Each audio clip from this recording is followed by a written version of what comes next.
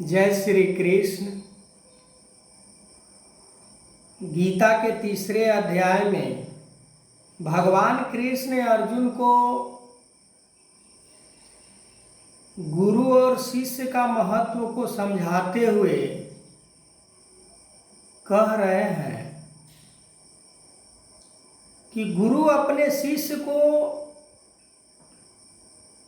ऐसा बना देता है कि वो संसार के किसी प्रकार के मोह माया स्वार्थ में नहीं पड़ता। गुरु और शिष्य का जो रिश्ता है वो अटूट होता है। गुरु को शिष्य प्यारा होता है, शिष्य का गुरु प्यारा होता है। जैसे भगवान कृष्ण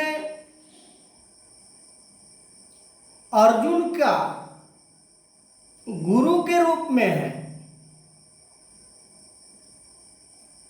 अर्जुन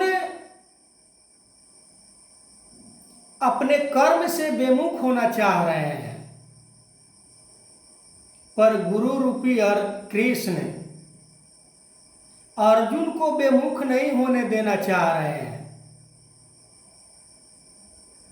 क्योंकि अर्जुन को अभी भी लग रहा है कि ज्ञान श्रेष्ठ है।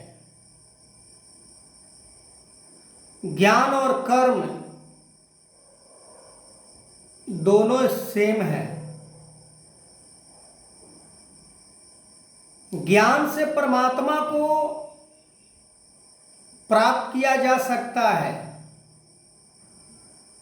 कर्म से भी परमात्मा को प्राप्त किया जा सकता है। ज्ञान के बिना कर्म लंगड़ा होता है और कर्म के बिना ज्ञान अंधा होता है। वही अर्जुन को भगवान कृष्ण समझाने का प्रयास कर रहे हैं। जो कर्म योगी होते हैं वो ज्ञान को धारण करके ही तो कर्म योगी होते हैं। कर्म योगी के मतलब कि संसार के पदार्थों को अपना ना समझे, संसार के चीजों को संसार से प्राप्त करके संसार के लोगों के बीच उसे लगानी चाहिए सेवा में। ये सारे गुण ज्ञान से ही प्राप्त होता है। ज्ञान और कर्म यदि निस्वार्थ ना हो तो कैसा ज्ञानी? कर्म यदि समर्पण ना हो तो कैसा ज्ञानी? कर्म यदि अपना और पराया का भेदभाव बनाता है तो कैसा ज्ञानी? कर्म यदि ऊंच नीच का दीवार खड़ा करता है तो कैसा ज्ञानी? फिर ज्ञानी नहीं, वो तो ज्ञानी होने का ढोंग रचा रहा है। जैसे दुर्योधन एक समय ढोंग रचा रहा था कि भगवान कृष्ण के लिए 56 प्रकार के भोगों का व्यवस्था किया था कि मैं भगवान को खुश कर दूंगा इन सभी भोगों के द्वारा। पर भगवान कहाँ बस में आने वाले हैं संसार के पदार्थों से? भगवान को प्रसन्न करने के लिए, भगवान को खुश करने के लिए निष्काम कर्म की जरूरत है, समर्पण की जरूरत है। त्याग की जरूरत है, दया की जरूरत है, करुणा की जरूरत है। कई बार वीडियो के अंदर मैं बोला हूं कि दया ही धर्म है, और धर्म का जो उपदेशक होते हैं वो सबसे पहले दया को ही धारण करते हैं। यदि दया नहीं तो धर्मी कहां, प्यार नहीं तो धर्मी कहां, विनम्र नहीं तो धर्मी कहां, सहनशील नहीं तो धर्मी कहां। दुर्योधन की तरह अहंकारी पुरुष कभी अर्जुन के समान भक्त नहीं बन सकता है। भगवान कृष्ण के सानिध्य में जीवन की एक एक पल बिताने वाला अर्जुन के भी मन के अंदर मोह समा गया था। हम किस खेत के मूली हैं?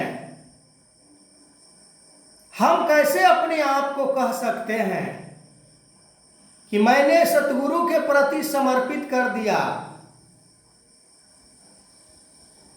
जो समर्पित कर देता है उसके पास फिर कुछ समर्पित करने के लिए बचता नहीं है। जिन्होंने भी समर्पित किया भगवान को, उनके पास कुछ बचा नहीं। इतिहास के पन्ने भरे पड़े हैं। हम समर्पण की दुहाई देते जाएं और समर्पण ना हो तो फिर ज्ञानी होने का पहचान ये संसार में स्थापित नहीं हो सकता है। संसार में तो दूर की बात है, पर परमात्मा जो कण कण में हमें देख रहा है। हम एक श्वास भी लेते हैं बिना परमात्मा के मर्जी के नहीं। हम एक कदम बढ़ाते हैं परमात्मा के मर्जी के बिना नहीं। हमारे अंदर जो सारा सिस्टम काम करता है शरीर के अंदर, वो परमात्मा के ही मर्जी से। यहाँ तक कि मेरे पेट के अंदर जो भोजन को गीला ढीला करने वाला ये परमात्मा ही है। कहाँ नहीं है ये परमात्मा? हम परमात्मा के यदि अनुयायी हैं, हम परमात्मा को जानने वाले हैं, तो गुण भी तो परमात्मा वाली होनी चाहिए। बड़ा शब्द ये दोहराया जाता है, गुरु सिख। गुरु सिख का मतलब कि जैसा गुरु वैसा शिष्य होना चाहिए। यदि गुरु के हृदय में दया प्यार है, करुणा है, नम्रता है, सहनशीलता है, त्याग है, तो शिष्य के भी मन के अंदर, हृदय के अंदर वो दया प्यार करुणा होनी चाहिए। तभी वो गुरु सिख का डेफिनेशन को हम जस्टिफाई कर सकते हैं। हम उसके तुलना कर सकते हैं कि नहीं, ये गुरु सिख है, इसका गुरु ऐसा है। बाबा हरदेव सिंह जी महाराज के भी गुरु थे। उन्होंने अपने गुरु के चरणों में समर्पित किया। बाबा गुरुबचन सिंह जी महाराज के भी गुरु थे। उन्होंने भी गुरु के चरणों में समर्पण किया। सतगुरु माता जी सुदीक्षा सवेंद्र हरदेव सिंह जी महाराज भी अपने सतगुरु के चरणों में समर्पण किया। तभी आज पूरे देश में विदेश में गांव कस्बे जा जाकर सत्य का पैगाम दे रहे हैं, सत्य से रिश्ता जोड़ने का प्रयास कर रहे हैं। आओ, तुम्हें परमात्मा की जरूरत है। तुम परमात्मा को जानने के लिए इस शरीर को प्राप्त किए हो। जिस परमात्मा के तुम अंश हो, ऐसे परमात्मा को पहचान कर लो, तभी तुम्हारा ये जीवन सार्थक बन सकता है। तो आगे मैं वीडियो को कंटिन्यू करूंगा। तब तक के लिए जय श्री कृष्ण।